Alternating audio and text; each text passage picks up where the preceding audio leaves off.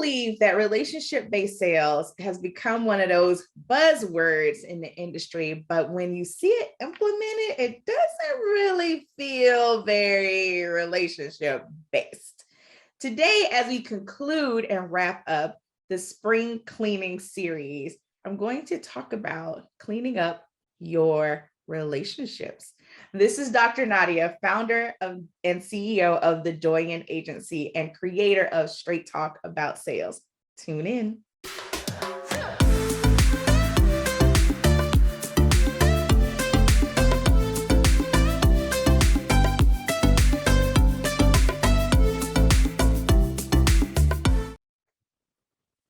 Over the past year or so, I have definitely increased the number of interviews and podcasts that I've been featured on, and I have had some really juicy conversations. One of the topics that I get to talk about a lot, and I absolutely enjoy, is relationship-based sales. I'm often asked, Dr. Nadia, what is the secret to relationship-based sales? And I'm like, honestly, it's not a secret at all. How about you actually focus on the relationship?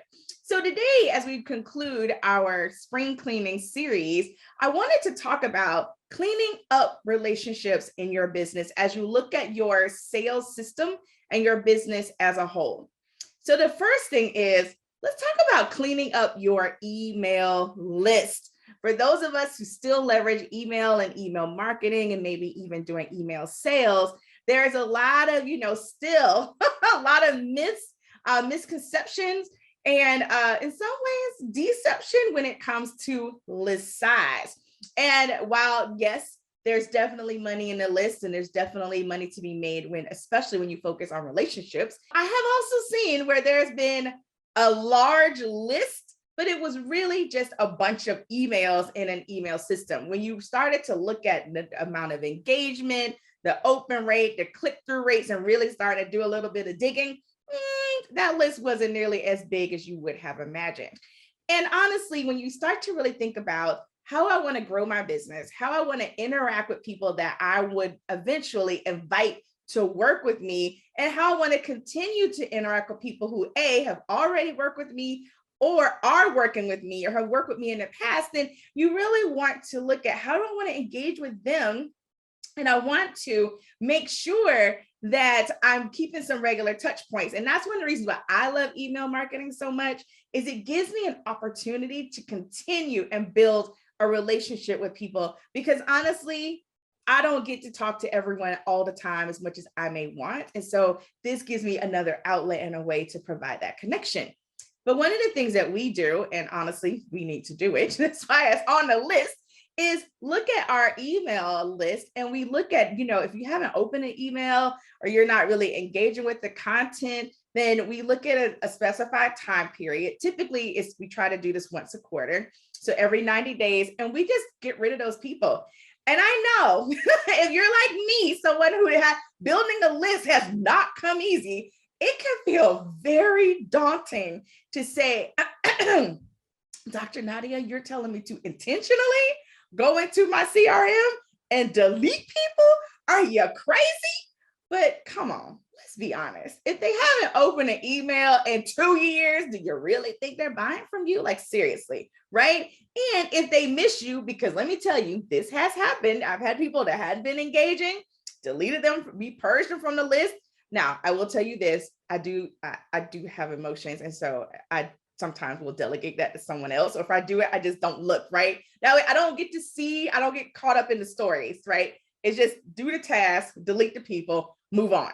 Back to what we're talking about at hand. And so I've had people that were receiving my emails and one day they noticed, oh wait, Dr. Nadia sends a regular email that I hadn't been opening and I haven't received. So they then came back and they resubscribed, right? So, absence does make the heart grow fonder. I don't know, but it definitely helps with all the things with your CRM. I'm not going to even get into that. But as we're looking at how do you clean up things in your sales system, looking at your email, maybe even your social media or any of those other systems, because now I know we have a bunch, cleaning it up. Are people in your Facebook groups, right? And they're just not engaging. Maybe it's time to do a purge and get people out of there if they're not really contributing based on the spirit and the culture that you want to see in your group. So just some things to think about as you're talking about spring cleaning.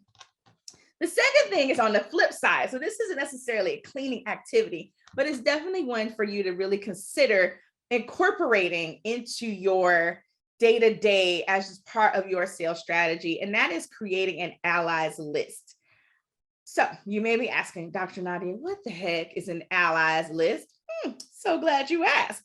An allies list is a group or a list of people that you feel would basically be your ally. And so with that, they would potentially, not always, but potentially be willing to share something on their social media or email to their list, or maybe even enter into an affiliate type partnership. So you just want to create that list of, who are some people that I know that might, have my back and be willing to share something. So you do that, and then you are intentional about nurturing and keeping that relationship top of mind. Now, here's what I did not say you are intentional about doing, and that is constantly asking them to do something. What you are doing with your allies list is just, here are people that I feel that if they had a clue about what I was doing and they knew somebody that was a good fit, they might refer someone my way, or they might have, share a resource with them.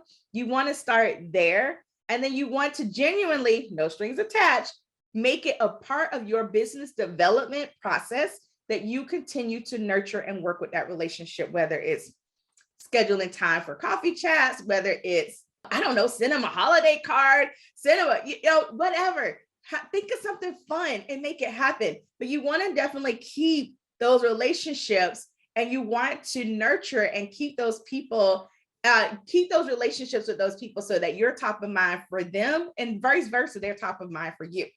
And it basically goes back to a piece of advice that I received when I was in corporate America.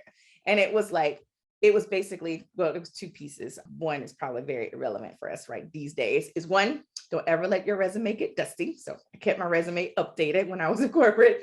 And two, it was like, nurture and build these relationships, network with people inside your organization, outside your organization, because you never know when you might need to call somebody and ask, right? Because I was in corporate in a time in an industry where layoffs were not common, right? So what you didn't want to do is, I have not talked to you in 17 years, and now I don't have a job, and here I come begging for a job. So essentially, it's the same essence. I just brought that, to business. Should I ever really be in need, I don't want that to be the first time we've spoken to one another in 17 years. And so but you will find that by making that a natural part of your sales process, that sales has happened out of that part of your business. So, being intentional about that part, and then making those relationships and focusing on those relationships, again, no strings attached. But you will find that a lot of times you do get sales referrals and those JV partners and all partnerships and all those types of things that you get as a result of just being intentional and focused on building those relationships. And then the final thing I would add, as we're looking at spring cleaning and as you're looking at your overall sales systems, is to go back and review, audit, check it out. What's going on with your referral system? I feel that in our day and age, that is definitely one thing that is overlooked. And honestly, sometimes it's almost frowned upon. It's like, I built my business through referrals only. Oh my gosh. But let me tell you, that is one of the highest compliments you will ever receive, is when someone basically puts their reputation at stake to recommend someone to come work with you. And while it doesn't have to be the end all be all for your business, it can definitely be a part of your business, and a bigger part of your business than what it is right now, if you are more intentional about creating a system to make sure you're asking for referrals. Now, I know we are often at the top of our own minds, but we are not top of mind for those that would refer people to us if they remember to do so. So asking for referrals, reminding people, nudging them, creating a very relationship focused, not sleazy part of your sales system, where you are just making that referral piece a bigger part of it. And when we're more intentional and we put some focus on it, you do start to see the residuals. So this is part 4 of spring cleaning. And let me tell you, this has been such a fun series. If you have been watching this video and you're like, Dr. Nadia, that all sounds fabulous. And girl, are you kidding me? Like, where do I even start? I'm so glad you asked. We are having another Tighten Up Your Sales Game training coming up where we're talking about all the different systems. We're looking at cleaning out our mindsets. We're looking at our sales systems. How do we fix anything that is broken or fill in any gaps?